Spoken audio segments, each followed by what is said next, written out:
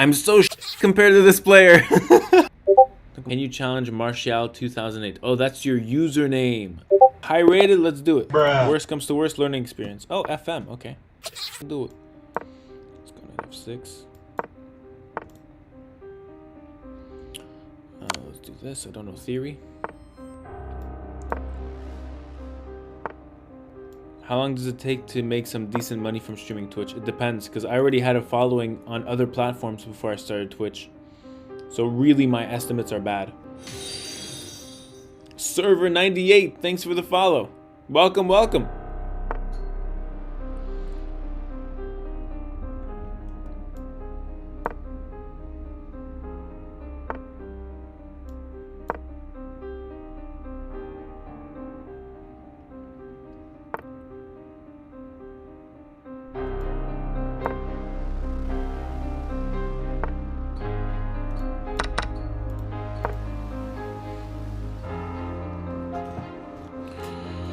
Very interesting game so far, actually. I really enjoy this pattern.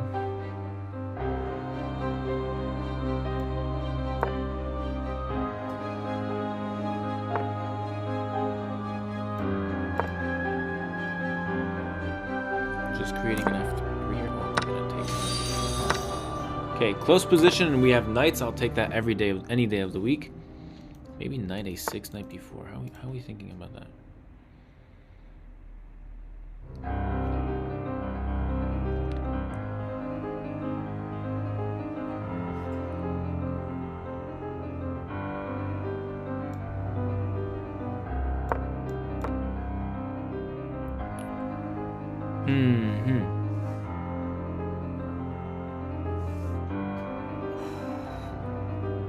Playing an FM 2600, sack for content.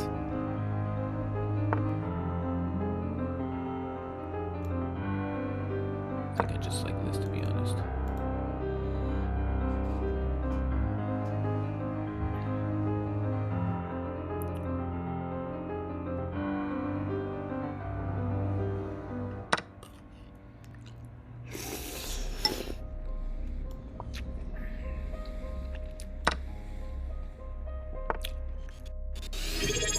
Nico Howe, thank you so much for the 2-month resub. I'm very, very grateful for you. Oh, let's go queen d6. I don't know how you add pressure on this. Are they going to go b3 and queen here?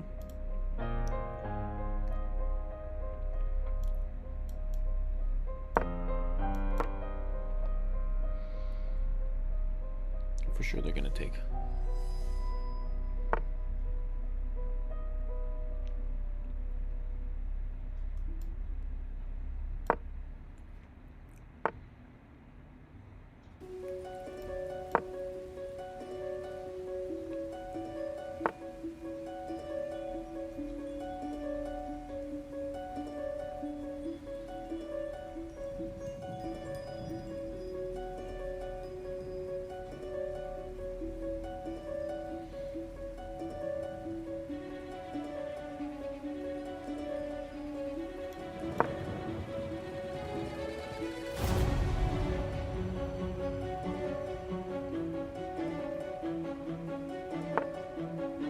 I know this guy. He's been all over my YouTube shorts. Welcome, welcome. You have found my stream. I want to go like this. Knight c2 to go knight d4. A little maneuver here. The knight on d4 would stop this this bishop. Very annoying. On e5. And on queen g3, we this takes c takes. Thanks, Al Mr. Cursed. I appreciate you for that. Very, very nice of you.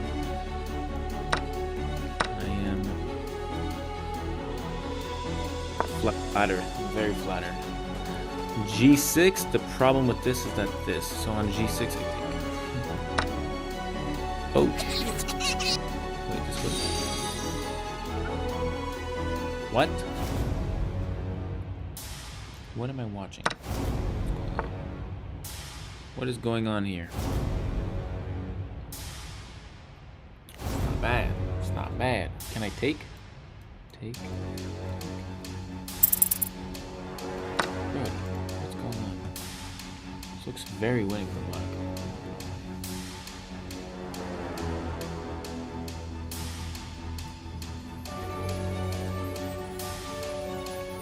18 seconds though. 18 seconds though on the clock.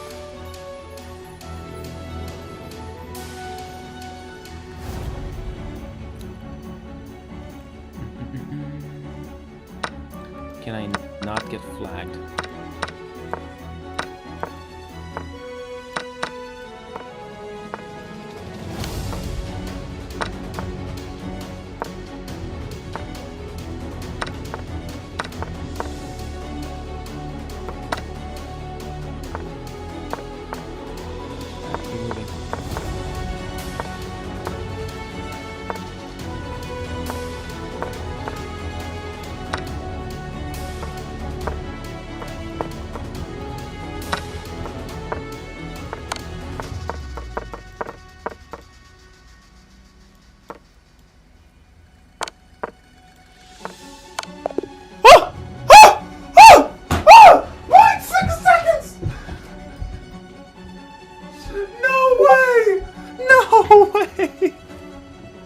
Oh, it was rated 2. No shot. Oh my god. I'm so compared to this player. Just to give you an idea of how much this win means to me, after 2 moves in this game, I'm completely clueless. Like, I've never played this before. I have 48 games out of my 26,000 on chess.com. 48 were played with these 2 moves. And after 3 moves, 3 games I had played in this opening out of my 26,000 games, like 10 years of games. I am clueless in this opening. I didn't know what I was doing. So in the opening when I said, I don't know theory, that is fact. Anyways, let's review this game and learn. In this game, I got an accuracy of 77.1, which is not so bad given that a lot of the blunders and the misses happened when I had under 20 seconds, which is completely normal. I am in time pressure, right? Mistakes are bound to happen. Curiously enough, I did also get 1 move of each type of move in this game, similarly to my other video that went kind of viral. The game started d4, and usually 97% of all my games is responded by d5 here. Here I played knight f6, big stunner, c4, and then I try to go for a nimzo. I don't know the nimzo though. g3 and bishop b4. Usually you're supposed to play bishop b4 after there's a knight already planted on c3 to trade and double pawns here. So I don't know what I'm doing. I'm out of, there's no prep. I'm out of it. Bishop d2 and I play a5. I'm so surprised by the fact that this is a book move here. I am legit so surprised.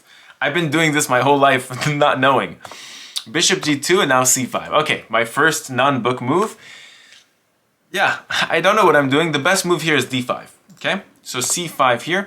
I do establish a very powerful bishop. My bishop can't be trapped. That's another great thing. The second there's a try to kick it out, I'll just trade against the bishop or trade against the knight in the game. So d5, I play e5. This is a mistake. No!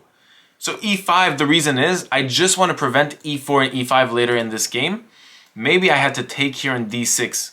And what happens here, was this the best move? Come on, confirm it, please? Yes, okay, it was. So after c takes d6, and now I actually recognize a type of opening structure that is similar to this, called the Benoni. In the Benoni, the white pieces you'll often find have e4, d5 pawns, and we have d6, c5 pawns. So it kind of helps to know a little bit of each opening. I don't play the Benoni, but I know that this is the structure that would get me surviving here. So after e5, knight c3, and d6, I create a very, very solid structure for myself. Very nice. e4, and then I played knight a6. I don't know why I did this.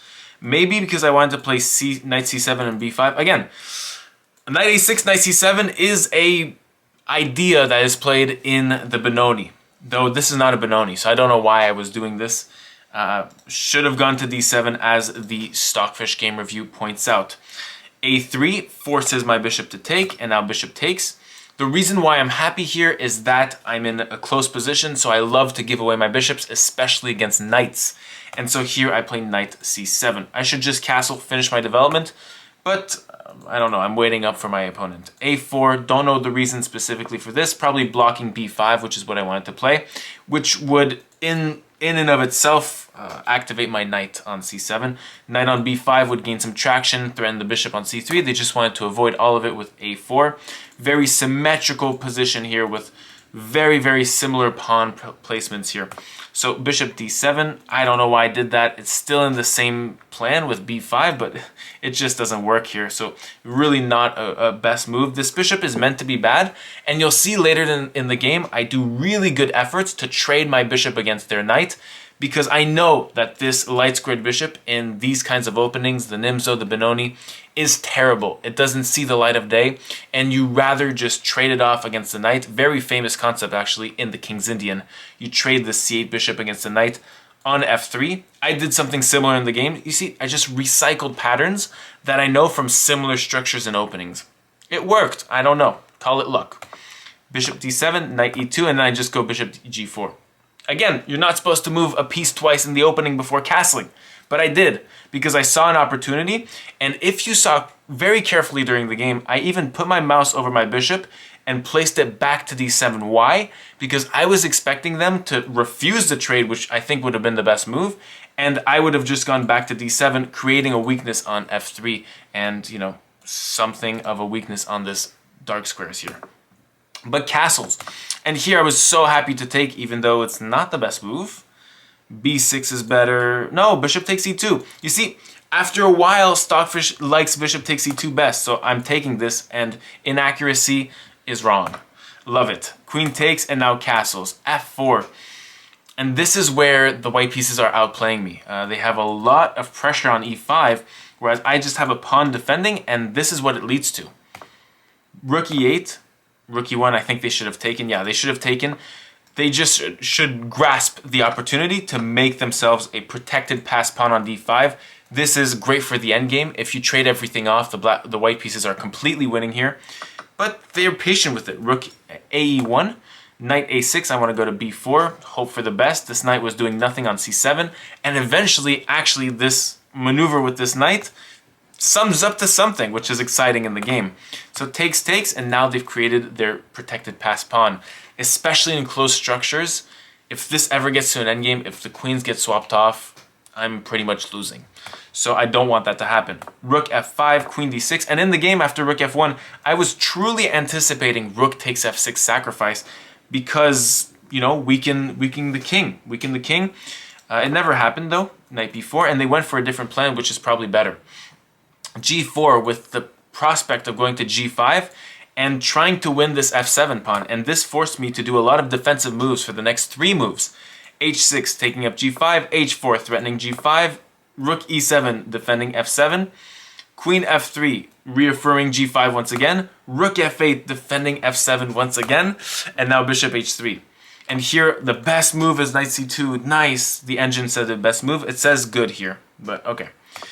g5 takes, and at this point it's winning for the white pieces on paper. They have +3, they have the space, they have the time, they have the attack, and so yeah, consider them lucky that they blundered here. After knight d7, rook takes f7. They must have seen something after rook takes f7 with bishop e6.